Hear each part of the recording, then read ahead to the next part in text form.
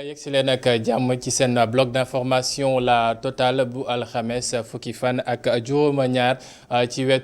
weeru juin ci atum 2021 mbokk yi seetlu ngeen ko fan yile soo taalee sa télé seetaan ci cinéma wala nga dugg ci biir yenn sites yeeg yenn plateforme yi gis ci ay production yoo xam ne doomi réew mi ñoo ko def nekk na loo xam ne day gën ci bëri mu nekk loo xam ne ñu nekk ci biirub acteurs yi wala sax ci réalisateurs yi def nañ ci liggéey gu am solo loolu moo tax tey nag ñuy waxtaanee 7e aaru Sénégal muy mbirub cinéma nu mu demee noonu ba mbir yi tàmbaliwaat gën a amaat doole lan la ñu war a mën a def ba gën koo mën a jaay ci bitim réew ba mën ci am ay prix yu mel ne yi fi Mati Diop ak Alain Gomis andi woon na loolee nag ngir waxtaan ci tey dañuy am mbégte dalal ci plateau bi Chérif As Faty nekk réalisateur nekk ko xam ne ràññee nañ ko bu baax ci monde culturel wala monde cinématographique bi mu nekk ki jiite itam Sénégal Pictures Chérif As ñu ziar la dalal ak jàmm ci plateau bi. dellu ziar kontaan naa trop ci invitation bi. alors Chérif maa ngi ko doon wax léegi ba ñuy tàmbalee fan yile mën nañu wax ci at bi wala ci at yi ñu nekk sax gis nañ ko production yi bëri na matériel bi moo am xel yi ñoo gën a ubbeeku wala lan moo mën a expliquer engouement bi xam ne am na ci monde cinématographique bi. Déjà pour comprendre engouement bu am ci monde cinématographique bi je pense que c'est pas seulement le cinéma. Parce que fu mu nekk nii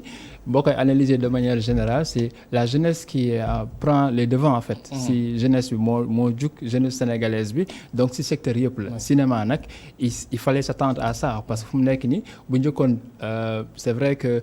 métti woon na trop avec les moyens. mais dañu jékki-jékki ñu remarqué ni que ci population bi la jeunesse moo ëpp ci frange population bi. et cette jeunesse là a de l'énergie de l'envie ak et c'est une jeunesse boo xam ne dafa ambitieuse quoi tombeek nag sur le plan économique aussi yenn accessoires yi jumtukaay dafa accessible comme caméra bu njëkkoon dafa métti woon trop pour nga gis dafa jafe woon trop léegi maintenant on a affaire avec des caméras dafa tour ci marché bi je peux dire les moyens matériels dafa neex a tourner quoi donc fu mu nekk ni ku yor minimum low budget comme ni ñu koy waxee matériel bu ndaw son caméra lumière ak sa benn machine déjà ça commence la production et noonu la commencé dem envie bi jug bon aussi tombé nañ ci benn moment boo xam ne la floraison de télévision télévision yi jékki-jékki ubbeeku chaîne YouTube bi ubbeeku donc y a autant de choses yoo xam ne moo permettre tey envie bi jug production yi gën a multiplier aussi côté jeune. est-ce qu'on peut dire que ne benn influence am na ci africaine mooy li ñu gis ak Nollywood ak yeneen zone yi xam ne ci biir Afrique lañ nekk yoo xam ne période boobu itam tàmbaloon nañu ti gën a bëril seen production ba am seen ay chaînes est-ce que influence boobu laal na jeunesse su Sénégal bi wala réalisateur yi nekk ci Sénégal ba ñu wax ne il faut que ñun tamit ñu gën a productif. Je dirais pas tout de suite benn influence bu jógee ci Nollywood parce que boo xool à part la chaîne boo xam ne moom la gars yi di suivre souvent. c'est vrai que tam bokk na ci parce que bu ñu toggee suñu kër di seetaan les films qui viennent du Nigeria et tout de Nollywood famille bëgg nañ ko. mais boo ko xool est-ce que influencé na directement les producteurs wala les réalisateurs je dirais non. parce que non par rapport ak contenu bi ñuy def. mais par rapport ak production bi en tant que tel. booster leen pour ñu gën koo def parce que ñoom tamit waa Nollywood dañoo xool ci Bollywood. ñoom ñuy xool ci Hollywood est-ce que influence boobu amu ci itam. am na ci influence sax am na ci certes influence parce que muy doon Nollywood mu doon novelas yi surtout. parce que tamit moom moo occupé woon suñu télévision yi chaque 19 heures bëri na ci trop ba ñuy bëgg ko boo xoolee je vais citer certaines séries comme ñu doon wax ay Marie et tout demoon na ba nekk événement Sénégal yëpp ñëpp sëgg ci donc boo xoolee influence boobu sax booy analyser ci contenu bi sax gars yi boo ñu seen bind bi sax dafa xaw a tourner ci novelas boo xoolee bu baax quoi ça veut dire que ça fait partie des choses qui ont influencé cette jeunesse ba muy dem di produire genre film aussi Nigeria aussi c'est un bon exemple aussi parce que jékki-jékki muy produire ci biir dëkk bi au point que dépassé na seen dëkk dem ba sur le plan international même aux États-Unis en Angleterre tout le monde consomme kii quoi léegi nag bu ñu ko jëlee comme exemple au Sénégal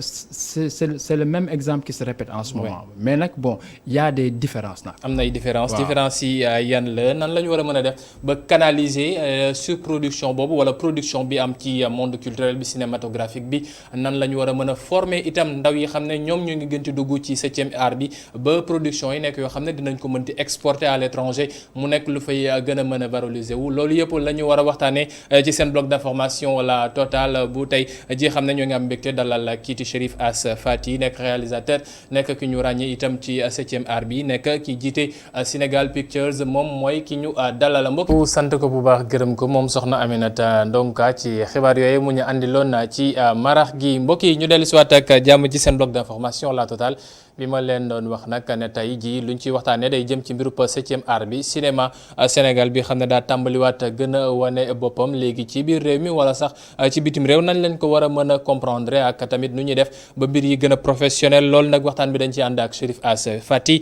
nekk réalisateur nekk tamit ki jiite lii di Sénégal Pictures alors Chérif Ass sànq yaa ngi koy wax nga ni suñu gisee ci at yii nii cinéma bi ndaw yi dañ ci gën a dugal seen loxo loolu moo tax mbir mi nekk loo xam ne daa gën ci avancé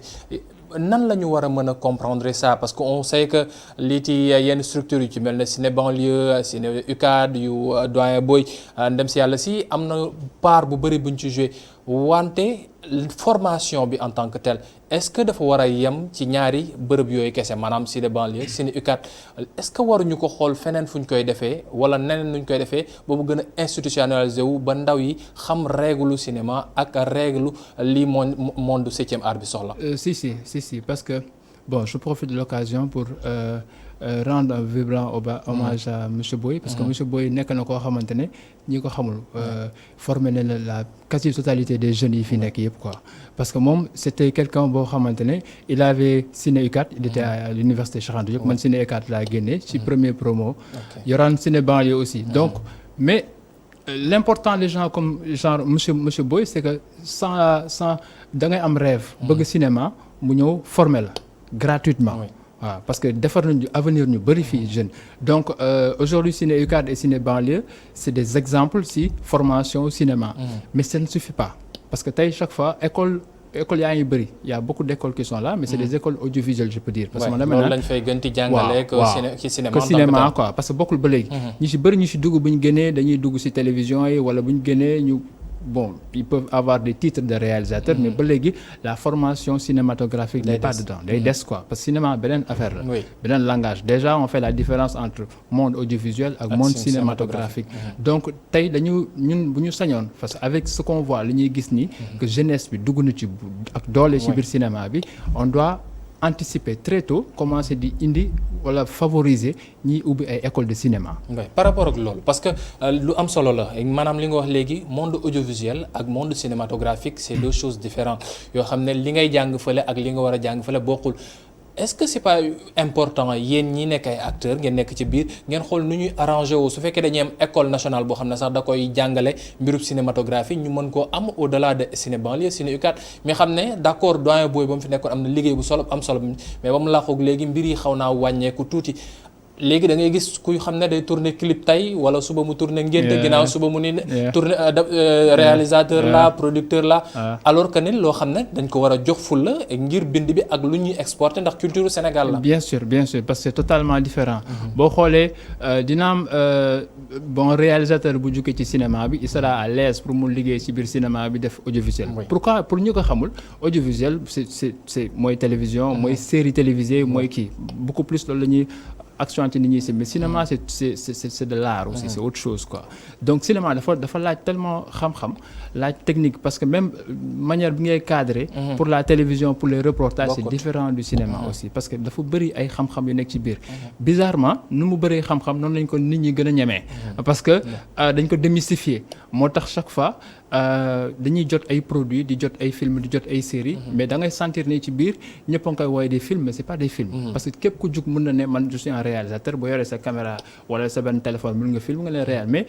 dafa am ay règles yu nekk ci biir te règles yooyu noonu pour foog ñu jàngale ko te ku koy jàngale mooy kiy ñëw tey ñu faciliter ko mu ubbi école mu former dans le cinéma, former ay réalisateurs, former ay metteurs en scène, former ay cadreurs pour le cinéma, former sax des acteurs professionnels pour le cinéma parce que yooyu yëpp dafa manqué fii. Et puis bon, je peux pas dire que tey état bi moo ko war a teg, mais mën na favoriser loolu. Des hommes d'affaires peuvent venir parce que léegi nii on a constaté que derniers 10 ans yi nii il y a eu quelques salles de cinéma yu ñu ubbi par des hommes d'affaires. ñan ñoo leen faciliter loolu état bi. Mais dans le même cas, s'il y a autant de jeunes yu bëgg dugg ci biir secteur bi et ils ont besoin d'être formés, il faut que ñu faciliter accès bi formation bi. Comme ça ñu mën a am des produits qui sont exemplaires quoi. Léegi monde bi dañuy wax ne affaire yëpp moo ngi ci internet. Est-ce que du loolu mooy erreur bi xam ne moom la monde cinématographique sénégalais def maanaam jàpp ne lépp mën nga ko gis ci ay tuto yoo xam ne da nga koy gis YouTube nga ne donc su ma gisee lii diw nii wane nañ ko nii rek en back office rek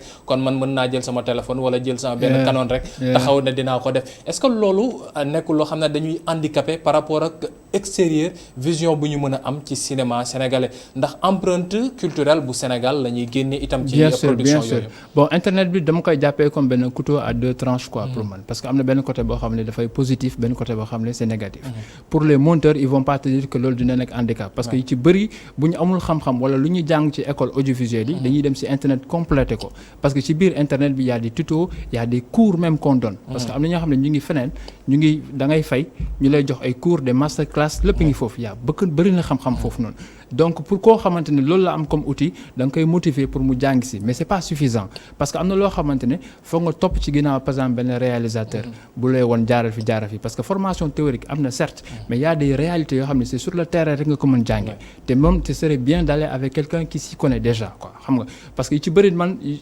souvent damay am ay stagiaires yu ñëw wala ay nit yoo xam ne dañuy partager le même plateau mais dañuy jógee fraîchement de l'école quand ils viennent des histoires comme la position de l'ombre et du soleil c'est des trucs vie des basiques quoi nga xam ne même boo ko toogee nga jàng ko théoriquement boo ñëwee tu vas te perdre donc du coup internet c'est une vitrine certes mais c'est pas suffisant te warul mën jox nit ki assez de fit boo xamante ne boo fa jógee da nga naan man je suis un réalisateur complet nous certes man sama cas j'ai été comme si monsieur Boy laa jaar yi ci bëri j'étais autodidacte mais ça pas suffi foo gis formation foo gis séminaire da ngay daw xool xam-xam bi lam la lay njëriñ quoi en attendant nga gis benn école. Mais est-ce que du mentorat boobu moo des ndax Abdou Aziz Boy ba mu fi nekkee moo ngi ko doon def daan mettre aussi en rapport ñenn ñi xam ne dañ doon jàng ak ñoo xam ne dinañ leen mën a coacher entre temps yóbbu leen ci place su tournage ak ñoom seen est-ce que du loolu moo xaw a manqué wala ñi war a def loolu ñoo ko deful ndax jamono ju njëkk ja ay ñoom Djibril Diop Mambéty ak ñeneen ak ñeneen ñoo xam ne dañ fi nekkoon seen ay film dañ daan am ñoo xam ne dañ leen daan gunge itam loolu est-ce que loo xam ne waroo leen ko instaurer yéen tamit ba ci centre yeeg yeneen bërëb yi xam ne nit yi dañ fay def cinéma ñu mën a xam lan mooy réalité bi. si loolu doon na loo xamante ne bon tey moom je peux dire sincèrement que affaire yaa ngi changé nak mais il y a même pas 5 ans wala ci ginnaaw dafa compliqué parce que les réalisateurs en général yi mag yi dañ leen doon jàppee comme des mythes quoi doo leen gaaw a gis da ngay dégg seen tour doo leen gis ku nekk mu ngi sa coin mais borom xam-xam lañ mais pour les approcher ça c'est un problème parce que bon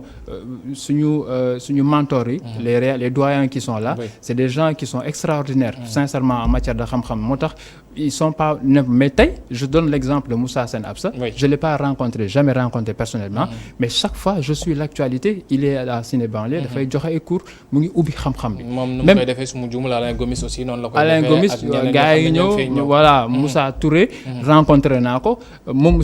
en fait c'est des gens qui sont accessibles ils sont là en fait problème bi mooy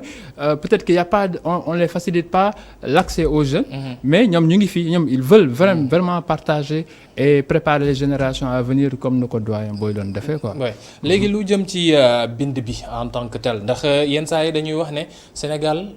niche la ci lu jëm ci mbiru luñ fi mën a produire. mais chaque fois quelquefois suñu dëkk lu ciy génn rek dafa fekk ab tubaab wala benn américain wala keneen mooy ñëw fii mën koo exploiter ñun ñoo xamul nu ñu war a mën a puiser ci suñu culture wala on est beaucoup trop figé par rapport ak liy xew bitim réew nuñ ko mën a copier andi ko fii nii lan moo xew ci. L'écriture est piégée. mën naa wax écriture bi instant est prisonnier de l'économie tey parce que tey ñu ci bëri dañuy bind sous l'influence de la production parce que tey sincèrement da ngay teg sa projet nga xam ne lii la laaj ci million lii la laaj ci budget état bi du la ko jox t'as pas des bailleurs de fonds wala même booy def ay appels sax pour nit ñi mën ko financer booy def out budget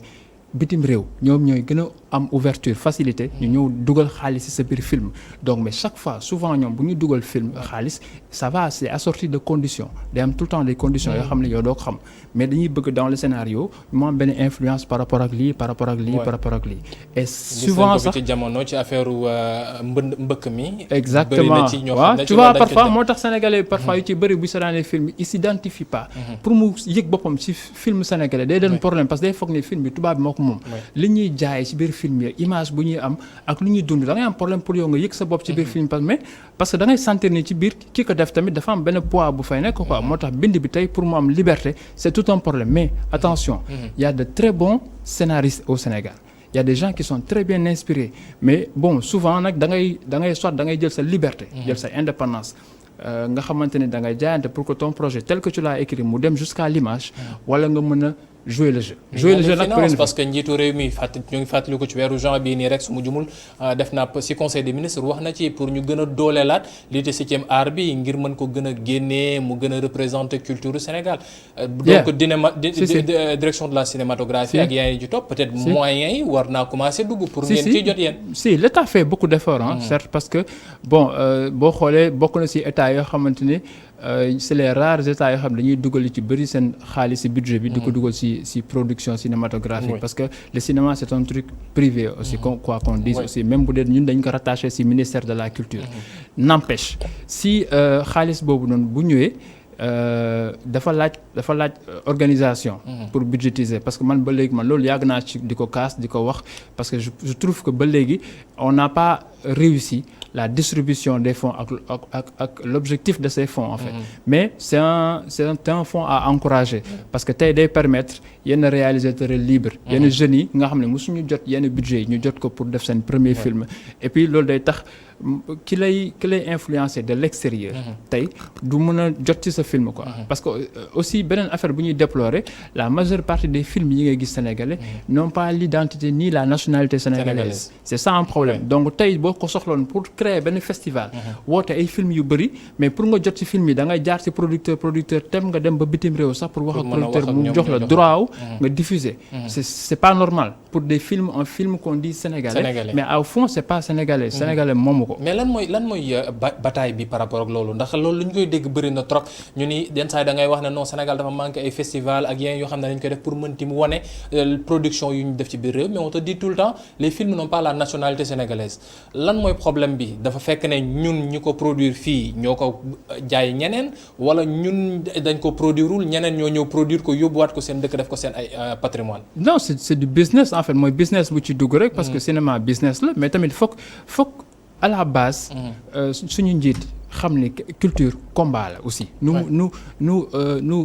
intégrité nu sécurité nekkee priorité noonu la culture waroon nekk priorité parce que tey c'est la culture qui vend le pays et qui montre l'image du pays donc tey tant que ñoom protégé wuñu sur tous ces grandes productions qui entrent parce que même bu dul j'ouvre une petite parenthèse même bu dul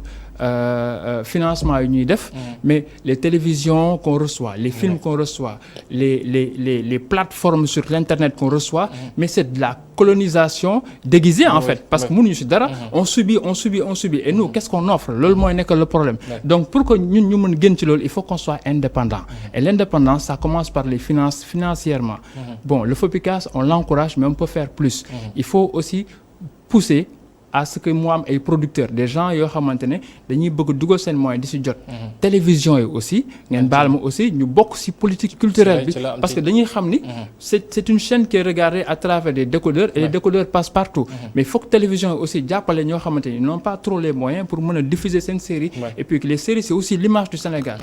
bref résumé je pense que c'est une politique culturelle qui n'a jamais réussi waaw foofu donc politique culturelle bu ñu war a mën a taxawal la ñu wax léegi ci mbirub média yi on voit léegi Amazon Netflix ak yeneen yoo xam ne dañoo mujj coloniser monde cinématographique bi ba ñoom ñooy marquer seen identité léegi réalisateur pour mu gis ci boppam peut-être il faut que mu jaay production il faut que mu jaay xalaatam loolu lu ñu war a mën a xeex la itam par rapport ak ba léegi bind bi wax nga ko sànq su fekkee jeunesse bi dafa dugg ci liiti cinéma influence novelas yi am nañ ci doole bu baax muy Marimar muy Luz Scalaretto muy yeneen ak yeneen Tour de Babel ak yu njëkk yooyu noonu daan fi am yooyu noonu am na influence bu mag bu ma am mais influence bi est-ce que adapté nañ ko par rapport à nos réalités parce que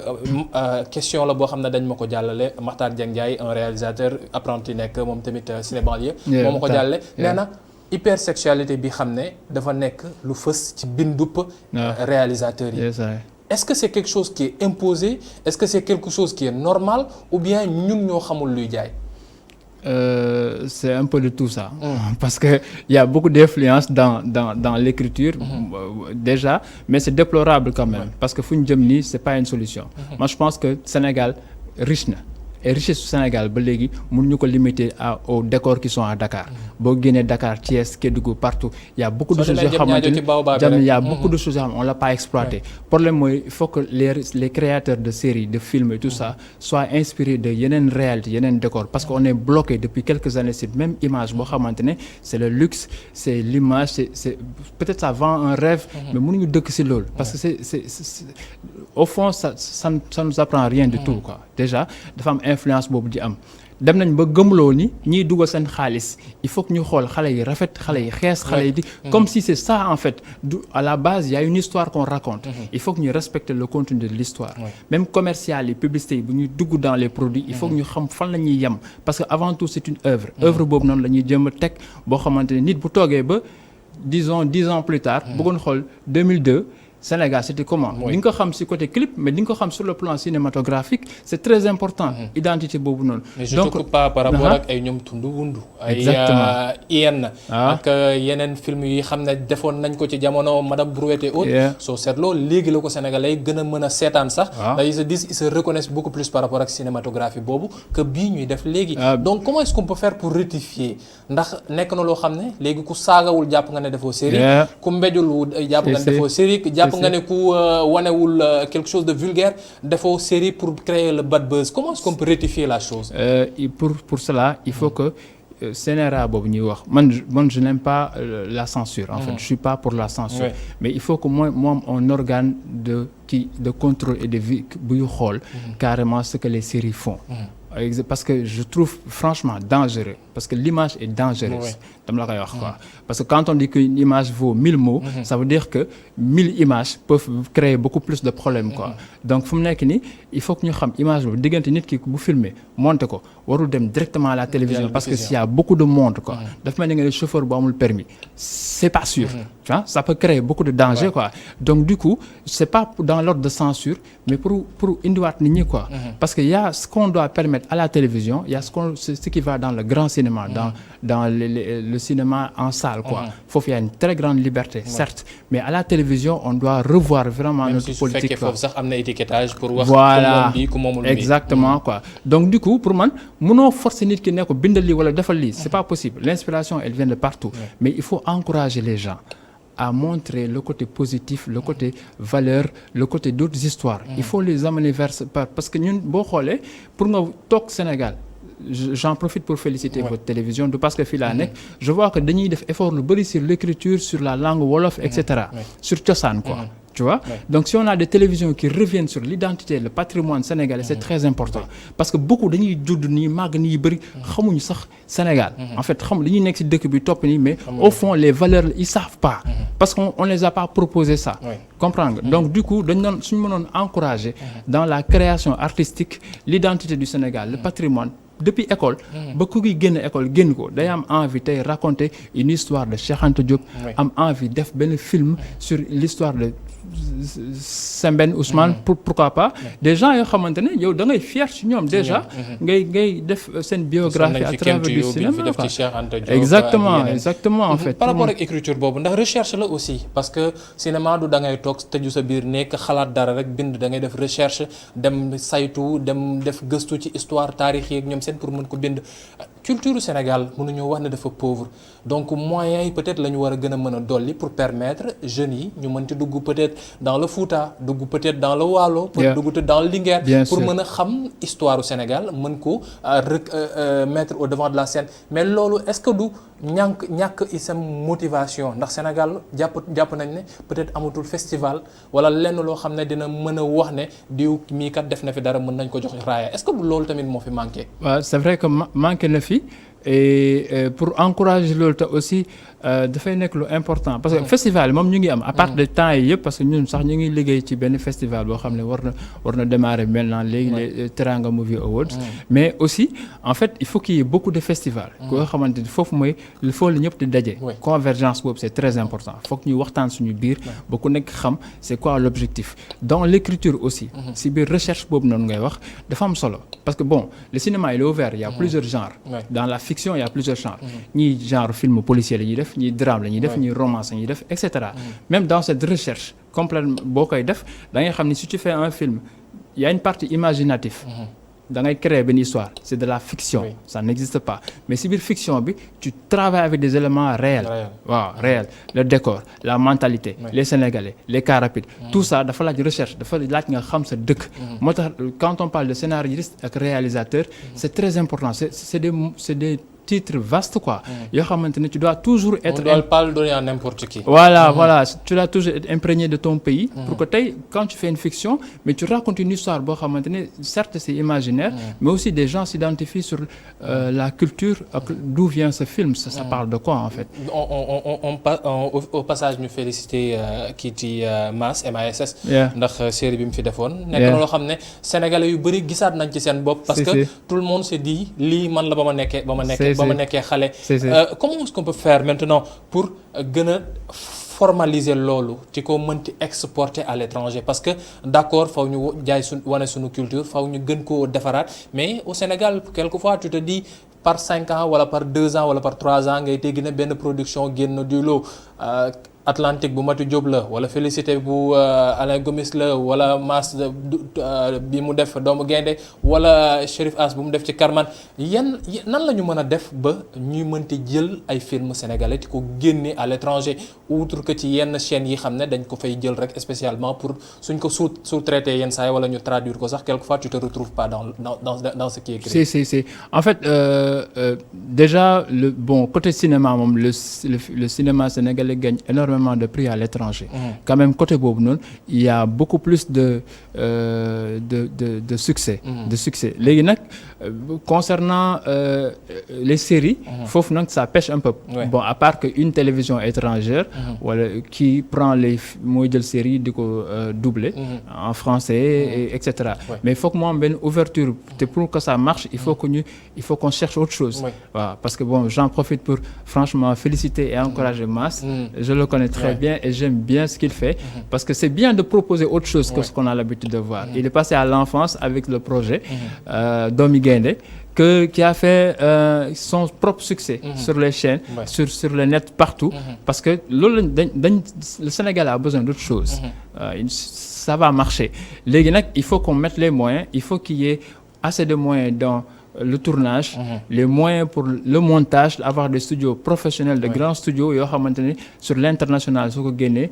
tu auras pas de problème pour vendre tes produits. Il faut aussi surtout que je vois souvent que la direction de la cinématographie dañuy liggéey lu bari ci ay collaboration entre pays parce que je pense que bu ci mujj bu mu mujj gis c'était en avril entre une collaboration entre le Sénégal et la Belgique sur le plan cinématographique léegi qu'est-ce qui est sorti de cette collaboration ñun dañ koy bëgg a xam quelles sont les opportunités qu'on a avec tel pays tey aussi on doit faciliter des bourses aux étudiants qui veulent aller en Inde qui veulent aller il faut que ñu bàyyi gars yi génn dem jàngi cinéma le temps que ñu kii ñëwaat seen dëkk servir parce que l'image aujourd'hui c'est le drapeau quoi waaw l'image aujourd'hui moom ngay mën a jaay partout dans le monde par ne j'existe en fait fi mu toll nii Mass série bi moom moo ko monteel boppam yow tamit def nga fi dara Impasse yaa ko monteel sa bopp est-ce que c'est devenu la mode être derrière la caméra être aussi à l'écriture et devenir aussi être aussi au montage est-ce que mode bi loolu la laajte parce que yow sa sensation ngay bëgg sa touche nga ci bëgg bàyyi wala c'est juste par défaut de moyens. Je dirais plus par défaut de moyens. Bon, moi en ce moment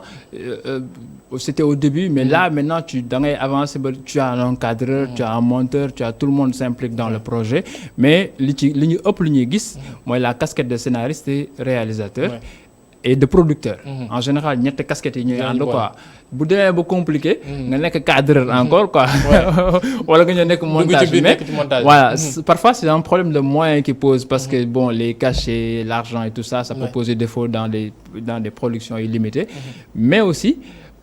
souci de rigueur dans ce que tu fais. Est-ce que c'est pourquoi ñu wax il y a une différence dans le cadrage qui sort de l'école audiovisuelle et qui vient du cinéma. Le monteur aussi c'est bien parce que le monteur aussi il peut savoir faire le montage ci biir audiovisuel mais soo ko indi cinéma mën na réer parce que quand le langage des plans buy am parfois tu te perds quoi waaw tu te perds complètement da ngay bëgg a liggéey ku dégg quoi koo xamante ni même si le au montage il y a le réalisateur et le monteur à côté mais il y a une création artistique. C'est pourquoi on dit que c'est la troisième étape dernière écriture du film le montage quoi. te ci am solom tamit. te ci am solom trop parce que mooy def différence quoi. donc loolu yëpp dafay indiwaat ci formation bu ñuy wax ak facilité yenn écoles yi di am pour nit ñi mën a jàng xam loolu quoi parce que dafa bëri xam-xam yoo xam ne ñun laaluñu ko sax. parce que ñu ci nuyu au passage Moustapha Fall. moom tamit am na lu am solo lu mu ciy def. monteur Moustapha. nekk tamit ci monde cinéma bi donc Sénégal dañoo tàmm quelque chose de culturel de classique par rapport ak lu ñuy def ci cinéma. Est-ce qu'on ne devrait pas essayer de sortir un petit peu def dans le surréel dans la science-fiction parce que sénégalais aussi bëgg nañu quelquefois te loo xam ne avion buy toj fii. balu pistolet bu jógee fële ne def comme Inde yu tëb étage bi étage. Est-ce que du quelque chose surréalisme boobu noonu le sénégalais soxla quelquefois. pour créer différence bi par rapport ak tout ce qui est culture. waaw mais loolu le jeune nag tey nag y a des jeunes qui essaient de ça. loolu intéressant la parce que tamit mooy beneen côté cinéma boo xam ne c'est de la science en fait. parce que même man si côté cinéma boobu moo ma gën a intéressé sax quoi boo ñi ma xam nañu souvent dans Impasse dans les projets que j'ai fait dans Karine j'aime aller au-delà de ce que je peux faire quoi xam nga exploser la oto xam nga kii essayer de parce que science boobu daf ci am solo. parce que tu as des outils yi ngay am ba pare yóbbu nit ñi dans le surréel. C'est très important tey boo bëggee raconter une histoire que tu n'as pas les moyens certes wala nga bëgg parce que parfois le réalisateur wala le scénariste il a un pied sur d'avance sur le futur. Donc lu ko koy permettre mooy tey mu mën a créatif. Aujourd'hui il y a Amath. Je connais un Amath Ndiaye boo xamante ni il est dans Obélus. Il travaille souvent dans les cartoons, il travaille aussi sur les effets visuels. Voilà, c'est un studio à encourager parce qu'ils font des choses très intéressantes. Il y a aussi Mass qui le fait même les dessins animés yu muy wax noonu les dessins animés yu ñuy xool que les enfants regardent. Mbër bi c'est des choses qu'on doit parce que c'est imaginatif et ça demande beaucoup de créativité. Donc loolu dañ ko war a encourager quoi. Et l'imagination Sénégal foog ñu. Est-ce que ça demande beaucoup de moyens parce que yow ci sa carrière bi def exploser loo nga ci oto. Est-ce que ça demande beaucoup de moyens ou bien lépp ci ordinateur bi la ndax gis nañ fi série bi xam ne mën nañ jàpp ne moo gën a toj ci àdduna bi muy Game of Thrones. Presque tout est fictif donc à la limite donc loolu mën nañ ko reproduire ñun. Connaissance rek la. Il y a des moyens. Il y a beaucoup de moyens mais je pense que au-delà des moyens il y a l'envie. Parce que rien n'est au-dessus de l'envie. Pour moi, quand tu veux faire une chose, tu auras, même dans la réalisation, tu passes par plusieurs portes. Bii bu bloqué parce que dina am lii amoo lii, tu recules pour voir une autre porte. Noonu la ñu doon def man au début quand je voulais faire Karine, bindoon naa ko 2 ans avant ma koy tourner. Mais le problème c'est qu'à la fin du film, il doit y avoir l'explosion du car, mais en ce moment, les monteurs que j'ai, tous ceux que j'ai, ils étaient pas encore prêts pour créer loolu. Du coup, bu ma amee monteur bu ko jàng ba mën ko, Cheikh Anta, par kii dañoo def kii bi en 2 travail parce que benn bi dafay nekk sur le tournage lui-même, benn bi nga yeggali ko au montage quoi. Donc c'est les effets visuels c'est toujours ça. C'est une grande porte boo xam ne tey bu ñu ko exploiter dina neex trop pour beneen ouverture bu cinéma sénégalais quoi. Waaw parce que déjà le monde classique tàmm nañ ko quoi. lii xew fii le cinéma am nañ ci ay classiques yu donc sortir un peu de ça mais est-ce que ça ne demande pas des moyens aussi parce que gis nañ ko il faut nga am ay figurants am ay cascadeurs am yeneen yoo xam ne di nga ko ci bëgg dugal ay oto yu yàqoo ak yeneen yoo xam ne da koy laaj est-ce que moyen boobu noonu waruñu ci investir pour mën a am yegg ci loolu. Ça coûte excessivement cher. Très cher. Le cinéma coûte cher. Ça coûte excessivement cher. Déjà, nous on prend énormément de risques avec nos acteurs, c'est pas des spécialistes en cascade. Donc fu mu nekk nii il faut que ñi koy def sax souvent ci film américain c'est des spécialistes, c'est des cascadeurs. Da ngay gis ñuy daanu ci moto ñuy tëb ñuy kii loolu lañ jàng quoi te kooko def fii ma am problème. Après mooy loolu quoi amoo assurance vie amoo assurance yooyu mais on fait on prend énormément de risques dans le travail parce que moo tax chaque fois boo amee occasion da nga leen di encourager di leen féliciter yenn saa da ngay nekk ci ginnaaw caméra bi tiit parce que xam na ne occasion bi benn yoon nga koy am quoi et donc si on mettait assez de moyens les autorisations de tournage ñu koy faciliter parce que loolu moom moo élémentaire te kooku laay gën a ñaan parce que c'est compliqué de tourner au Sénégal. On ouvre les espaces classiques on ouvre les espaces il faut qu'on nous laisse ces espaces il faut qu'on parvienne à entrer dans les bases armées dedans même si ça peut être contrôlé mais si on veut montrer l'image du militaire il faut qu'on nous laisse accéder là-bas. Exactement waxuñu palais sax on peut avoir des choses qui mais certains lieux il faut que ñu koy bàyyi quoi parce que après tout c'est le Sénégal dans le Sénégal en fait. C'est le drapeau qui monte. C'est ça quoi. ñu sant ko bu baax gërëm ko moom Cherif As Faty nekk réalisateur nekk itam ku jiite Sénégal Pictures nekkoon tey suñu gan ci seen bloc d'information La Totale ñu doon waxtaanee lu jëm ci 7e art bi nuñ ko déggee mu wax nag mën nañu yaakaar ne suñ ci dolliwaatee tuuti koom-koom xool nuñ leen di gën a gunge lii ci drapeau Sénégal ci mboddum culture bi dina doon loo xam ne dina yegg ci kaw a kaw ndax ndaw yi ñoo ngi fi xel mi moo ngi fi ku leen gunge rek moo ci des leen sant bu baax mbokk yi di leen gërëm te di leen jox dig daje ëllëg incha allah tout de suite le 19:45 et c'est avec Adama Nouchkaba merci beaucoup.